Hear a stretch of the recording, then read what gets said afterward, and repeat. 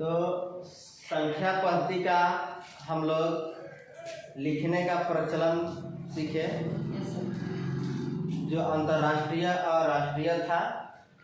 अब हम सीखेंगे संख्या के प्रकार। संख्या के प्रकार।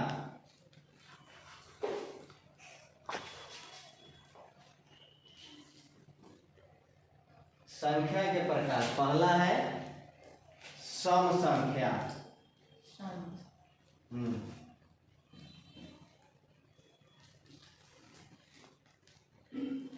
सम संख्या वे संख्या जो 2 से विभाज्य हो,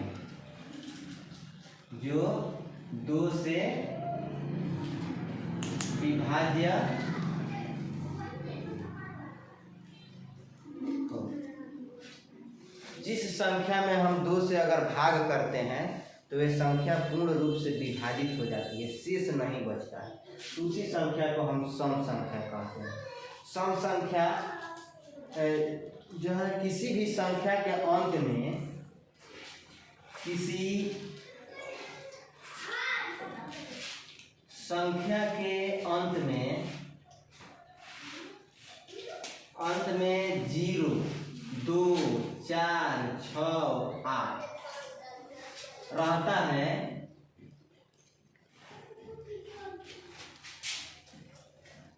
वह संख्या क्या है? सम संख्या। सम संख्या है। सम संख्या है। जिस संख्या के अंत में अगर जो है 0 रहे, 2 रहे, 4 रहे, 6 रहे, 8 रहे, तो ये संख्या क्या है? सम संख्या है। ठीक है। तो सम संख्या के बाद आता है विषम संख्या। विषम संख्या दूसरा है विषम संख्या। विषम संख्या जो है 2 से विभाजित नहीं होती। विषम संख्या 2 से विभाजित नहीं, यह 2 से विभाजित नहीं होती है, यह 2 से विभाज्य नहीं होती है। विषम संख्या 2 से विभाजित नहीं होती है।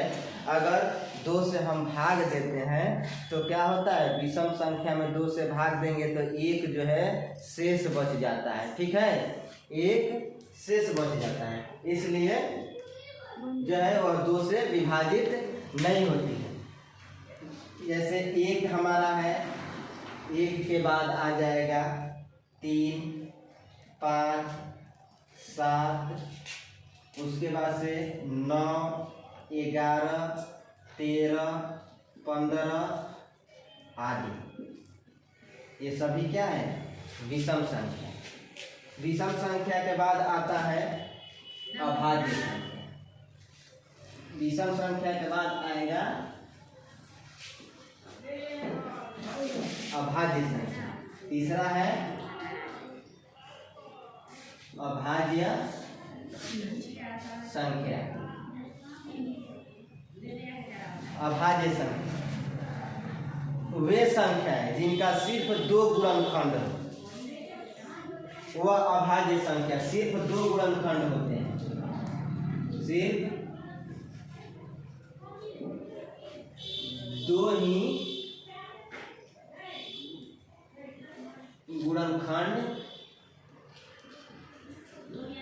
होते हैं। इसका सिर्फ 2 ही गुणनखंड होते हैं,